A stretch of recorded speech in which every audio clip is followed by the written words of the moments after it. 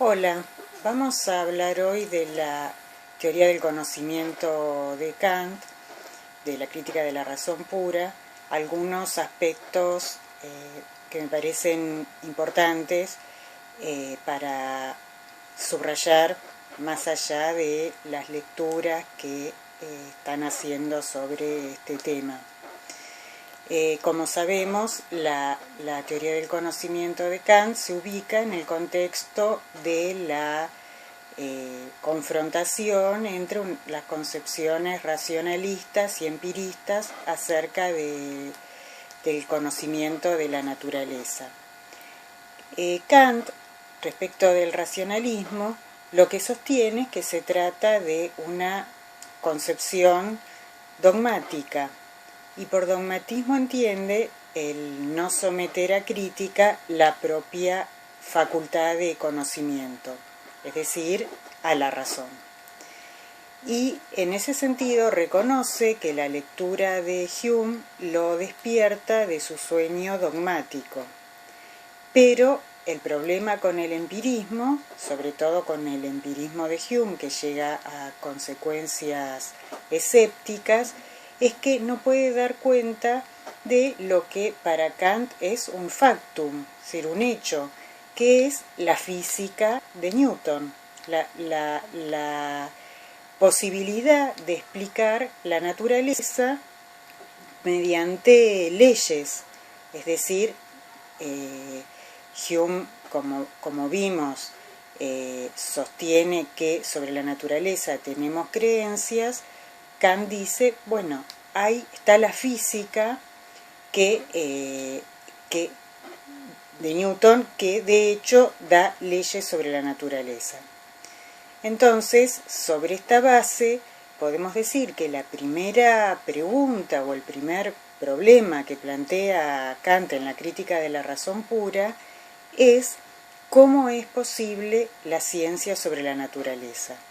No si es posible, porque de hecho hay ciencia sobre la naturaleza. La pregunta es cómo es posible para la mente humana formular juicios universales y necesarios sobre la naturaleza, es decir, leyes. Esto es, cómo es posible formular juicios sintéticos a priori. Juicios que amplían nuestro conocimiento y que su verdad es independiente de la experiencia, es decir, a priori. Entonces, él encuentra estos juicios en la matemática, en la aritmética, en la geometría y en la física. Y se pregunta cómo se explica esta capacidad, esta posibilidad de la mente humana de formular este tipo de juicios sobre los hechos. Entonces, por un lado, esta es una de las cuestiones, y la otra es si es posible, ahora sí, si es posible la metafísica como ciencia. ¿Por qué? Porque no encuentra ejemplos de juicios sintéticos a priori en la metafísica, y cuando evalúa el resultado de la metafísica, lo que ve es que hay avances y retrocesos y no hay un camino, digamos, seguro, un progreso seguro hacia la ciencia, ¿no? Entonces, esas serían las dos cuestiones. ¿Cómo es posible formular leyes acerca de la naturaleza? ¿Cómo es posible la física? ¿Cómo son posibles los juicios sintéticos a priori, por un lado? Y por otro lado, si es posible la metafísica como ciencia. Respecto de la primera pregunta, la clave de la respuesta está en, por un lado, su concepción del conocimiento, que es que el conocimiento de la naturaleza es en realidad el resultado de una composición o de una serie de síntesis entre lo que recibimos y lo que aplicamos, es decir, entre el material que proviene del mundo, de las impresiones que son caóticas, desordenadas, y el orden que imprime nuestra capacidad de conocer. Eso por un lado, y por otro lado, que esta capacidad de conocer, estas facultades o estas condiciones que pone el sujeto cuando conoce, no son, digamos, contingentes, no son relativas a cada sujeto, sino que él justamente pone como fundamento de la universalidad del conocimiento que el sujeto de conocimiento es un sujeto trascendental y que es un sujeto universal. Es decir, que estas capacidades o estas facultades son propias de la razón humana independientemente del tiempo y del lugar. Es decir, cualquier sujeto humano conoce de la misma manera. Entonces, el fundamento de la universalidad está en su concepción del sujeto, que no es un sujeto empírico, es decir, un sujeto contingente, sino que es un sujeto universal. Es decir, la estructura de la razón es común a cualquier sujeto humano. Entonces, las capacidades o las facultades que hacen posible el conocimiento de la naturaleza son la sensibilidad y el entendimiento, que funcionan de manera, digamos, de manera conjunta, ¿no es cierto? La sensibilidad es una facultad receptiva, es decir, la sensibilidad recibe las impresiones, él usa el mismo término que Hume, pero ese material desordenado de las impresiones se ordenan, la sensibilidad las ordena en dos intuiciones, es decir, dos moldes, dos formas que son el espacio y el tiempo. Entonces, esto es muy interesante porque acá, respecto de las discusiones que vienen digamos, desde la antigüedad en la filosofía acerca de qué es el tiempo y la relación del tiempo con el espacio, la respuesta de Kant es que espacio y tiempo no nos vienen dados por el material sensorial, sino que la ordenación espacial y temporal, es decir, arriba, abajo, adelante, atrás, derecha, izquierda, es algo que imprime el sujeto de conocimiento. Y lo mismo el tiempo, es decir, la ordenación temporal es una manera humana de organizar el material sensible que recibimos. Tiempo y espacio son intuiciones puras de la sensibilidad. Otra cosa que hay que advertir acá es que Kant está usando la expresión intuición, como ya la vimos en Descartes, pero en este caso la intuición, que es una captación inmediata también, pero es de la sensibilidad. En Descartes habíamos visto que la intuición era la captación inmediata de la verdad mediante la razón. En cambio, en Kant tenemos el espacio y tiempo, que son intuiciones sensibles, intuiciones puras de la sensibilidad. Entonces, la primera síntesis está dada por el material que recibimos y el orden espacio-temporal que impone la sensibilidad. Entonces, esa síntesis da como resultado lo que Kant llama intuiciones empíricas, que en sí no proporcionan todavía conocimiento, es decir, todavía no podemos formular juicios, sino que este material, esta multiplicidad de intuiciones empíricas, es ordenado por el entendimiento. En el entendimiento hay unidades de enlace, es decir, formas de articular esa multiplicidad que viene de la sensibilidad, de estas intuiciones empíricas, y que son los conceptos puros o categorías. Entonces, Kant ordena estas unidades de enlace o categorías en 12. A nosotros nos interesan dos, porque es la discusión que venimos siguiendo: sustancia-accidente, causa-efecto, que ya vimos la discusión entre el empirismo y el racionalismo respecto del concepto de sustancia, respecto de la causalidad. Kant dice son categorías, es decir, maneras que tiene el entendimiento humano de ordenar la experiencia. son unidades de enlace del entendimiento, son categorías, tanto causa-efecto como sustancia-accidente. Entonces, esta segunda síntesis que hace el entendimiento es lo que permite la constitución de los objetos de conocimiento y la formulación de juicios. Entonces, el objeto de conocimiento es el resultado de la actividad del sujeto. No hay objeto si no hay un sujeto que lo construya. Y en esa construcción interviene la sensibilidad y el entendimiento.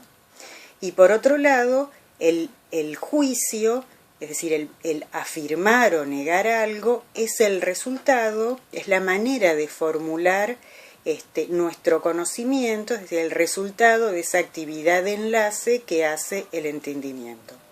Entonces, los juicios, así como los objetos de conocimiento, son el resultado de esa actividad del entendimiento que ordena el material que recibe de la sensibilidad. Esto, a raíz de esto, Kant dice que intuiciones sin conceptos son ciegos y conceptos sin intuiciones son vacíos. Lo que hay que señalar es que la sensibilidad y el entendimiento, es decir, las intuiciones puras y las categorías, no son, son a priori, pero no es una concepción innatista la de Kant, como vimos en Descartes. Es decir, esto no es que proporcione un conocimiento en sí mismo, sino que es una manera de funcionar de la razón, que solamente funciona en el caso de que sea, estimulada por las impresiones, es decir, que tenga un material sensible que reciba para ordenar. Si no está ese material, sensibilidad y entendimiento por sí mismas no proporciona conocimiento. Por eso Kant dice, para el conocimiento son necesarias las impresiones, pero con eso no alcanza. Es necesaria la actividad ordenadora de las facultades del sujeto. Entonces, ¿por qué son posibles los juicios sintéticos a priori? ¿Por qué es posible un conocimiento universal y necesario sobre la naturaleza? Porque es el entendimiento en que imprime un orden, el que da un orden a esto que conocemos. Es decir, el entendimiento es el legislador de la naturaleza, dice Kant. ¿Qué quiere decir? Que las leyes de la naturaleza son el resultado del modo humano de ordenar el conocimiento. Es decir, la naturaleza es el resultado de la actividad del entendimiento.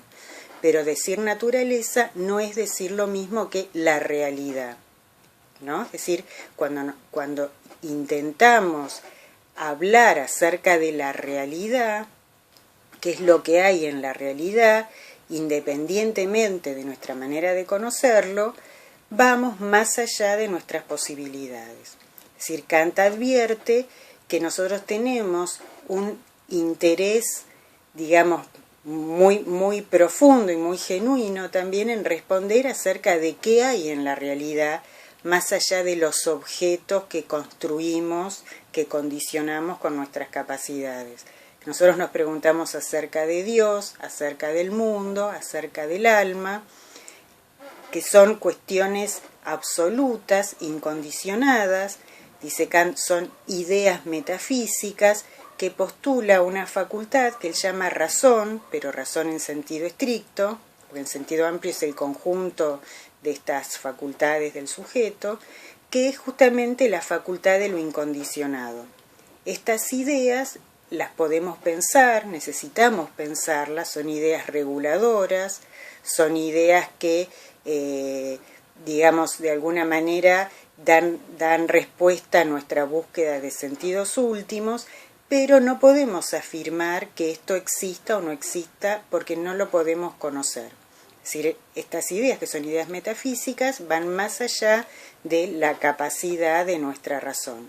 No podemos decir que Dios exista, tampoco podemos decir que no exista, ¿no? Es decir, acá aparece, si se quiere, la fe, ¿no? La creencia. Entonces, es interesante respecto a estas tres ideas, que Dios, alma y mundo, que él las toma por la clasificación de la metafísica de la época, teología racional, psicología racional, cosmología racional. Es interesante respecto de la idea de mundo, que él dice, bueno, cuando la razón intenta avanzar en el conocimiento acerca del mundo, incurre en contradicciones que él llama antinomias. Ahí reaparece la contradicción en la filosofía, pero señalando el límite de la razón, ¿no? Es decir, la dialéctica, la contradicción, aparece cuando Kant señala estas antinomias respecto de la idea de mundo, y aparece en un sentido negativo. Entonces, las antinomias consisten en afirmar dos tesis contrapuestas respecto del mundo, ¿no? Por ejemplo, el mundo es eterno e increado, o el mundo ha sido creado, que es la primera antinomia. A nosotros nos interesa especialmente, y vamos a desarrollar en sucesivos encuentros, la tercera antinomia, que es la contraposición entre libertad y determinismo. Pero para finalizar, entonces Kant hace una distinción acerca de lo que podemos conocer, que son los fenómenos, que son los objetos que construimos, que condicionamos, y lo que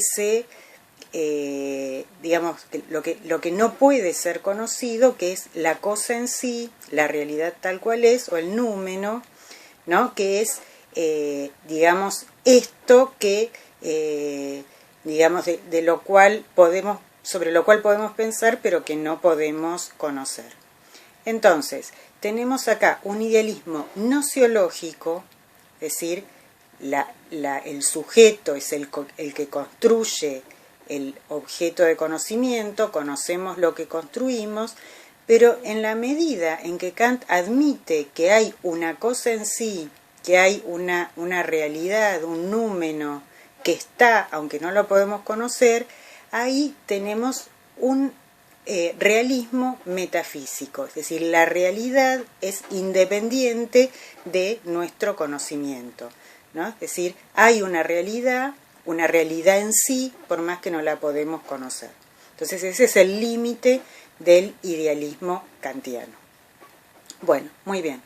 En sucesivas clases vamos a continuar viendo la cuestión de la moral kantiana y el problema fundamental de la libertad, que vincula a Kant también con la Ilustración.